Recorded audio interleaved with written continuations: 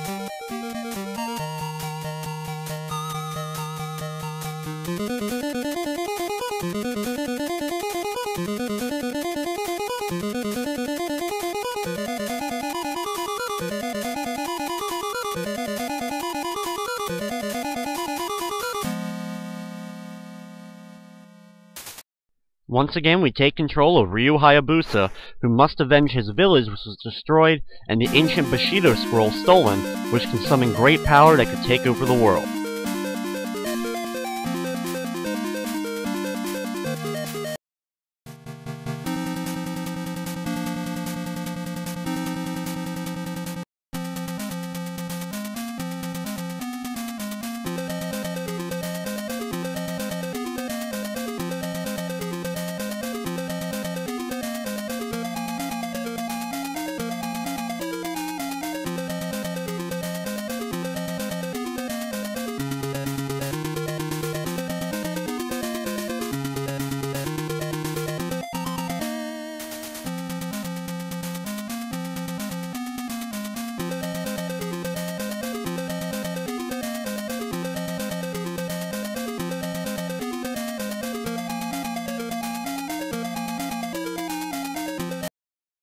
The Master System version of Ninja Gaiden is very similar to the NES counterpart, where you actually have a lot of the same jumping style controls of hanging onto the sides of walls as well as hanging onto the bottom of poles, or in this case tree branches. You have your same power and enemy meter in the top right corner for health, as well as you do have your other weapons that you can use as sub-weapons. The first level of the game takes place in the forest as we're trying to hunt down a sumo wrestler who will give us information about the Bushido and where it was taken. One of my few problems with the game early on is definitely the way the screen scrolls. Since it doesn't scroll or fade out or anything like that, and it instantly flashes to another screen once you change. The problem with it is, if you go too fast you'll run into an enemy or sometimes fall into a pitfall. Thankfully, like a lot of the other Ninja Gaiden games, the first level is relatively easy to get by because most of the enemies are a little bit slow moving and they're only going to take one hit to take out. Really, the only exception in this level is those rolling enemies that you really need to know when they're going to be coming at you, and you can get the jump on them just waiting for them to roll into you and attack just at the last second. During this segment, be very careful working your way along the treetops so you don't accidentally fall into the large row of spikes on the bottom of the screen.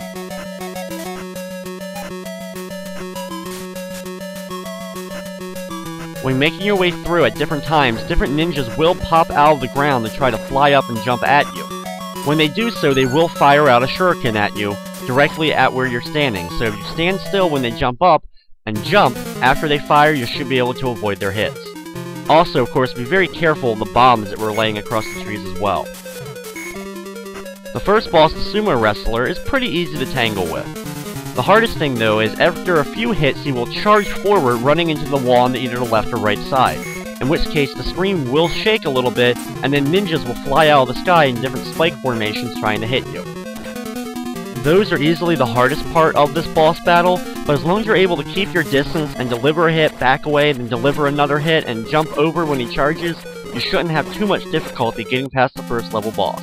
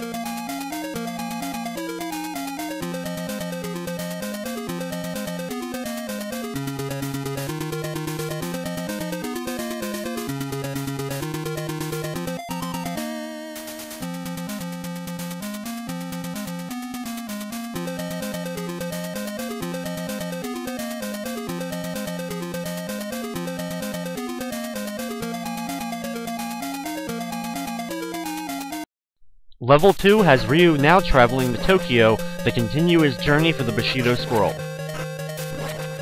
The enemies in Level 2 are a little bit tougher to deal with than the ones in Level 1. There's a few that may move as slow as the ones from Level 1, however they now are taking 2 hits to take out. The paparazzi enemies that bounce back and forth, and then after a little bit stop and fire out a projectile from their camera lens, those overall you can either jump over them, or you can hit them with one shot to take those guys out. In this stage, we also get used to more of the jumping abilities of being able to cling on the walls and jump and hang off of ledges.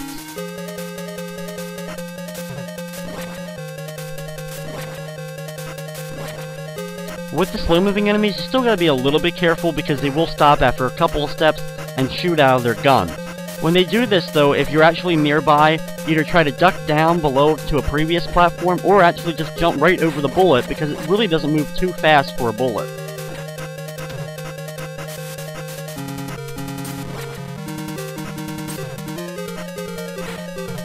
My current sub-weapon, the 4-shot fireball, is easily my favorite in this game.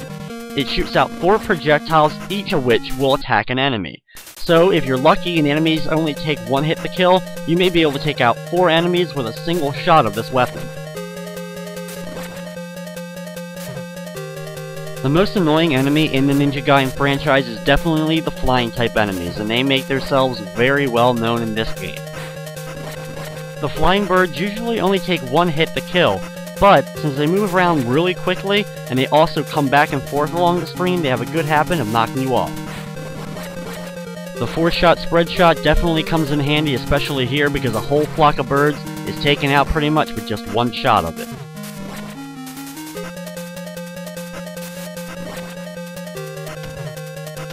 The last area of the stage has some construction beams that you're going to be climbing on, with a lot of those slow-moving 2-hit gun guys. Just take your time jumping to their platform and use your projectile weaponry, if you have any, to take them out before you get to jump to their platforms. When you reach the end, it's now time to battle the boss.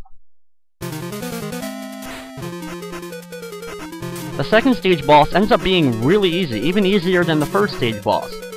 You can use either the left or right platforms to jump up to his level, and he'll just sit there while he summons different amounts of his minions to come and attack you. However, if you stay up here and just keep attacking over and over again, you may only have to dodge one or two of the minions. If one comes straight at you, just attack it, and if one's coming from the left or behind you, just duck down for a quick second and it'll jump right over your head and go over to the opposite side of the screen.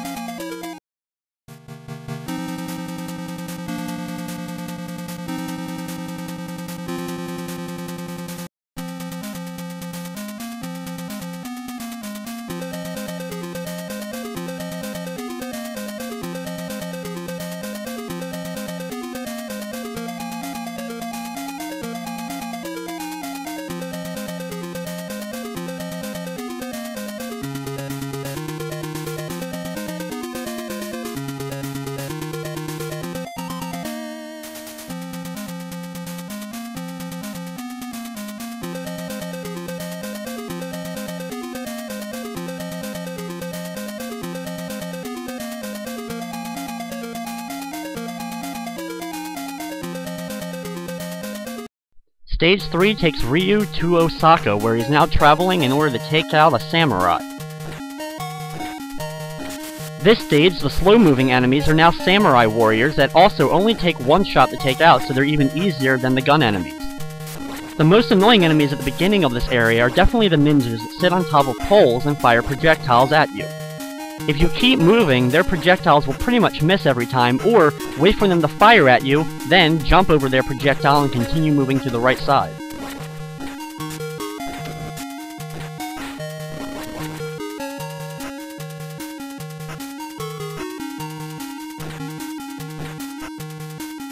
While you have a choice of two different paths during this part of the stage, either the top or bottom section, the top is definitely easier to contend with.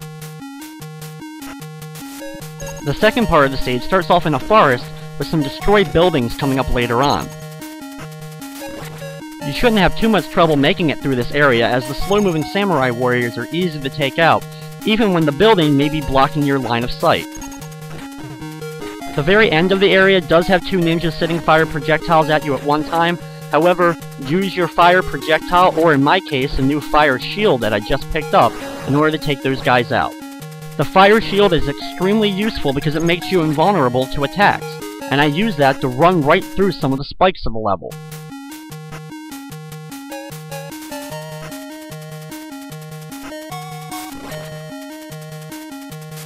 In the next section, there's going to be a lot of ladders to choose from to head up. Choose the right ladder on the far right so that you actually can make it past without reaching a dead end. Once at the top, just be very careful that you jump on top of the ladder so you can make a jump and don't end up hitting the spikes. In the second section, you'll have to bounce off the far right wall, then jump up and get on top of the pole, and you'll have to duck, of course, under the spikes in the middle.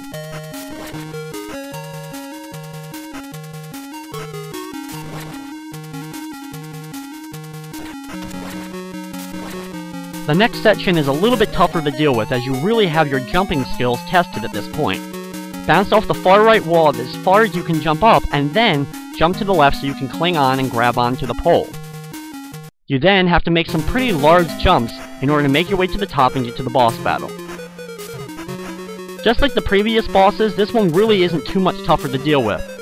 What you'll have to do is try to hit him and then quickly run away after he tries to do his big slash that moves forward.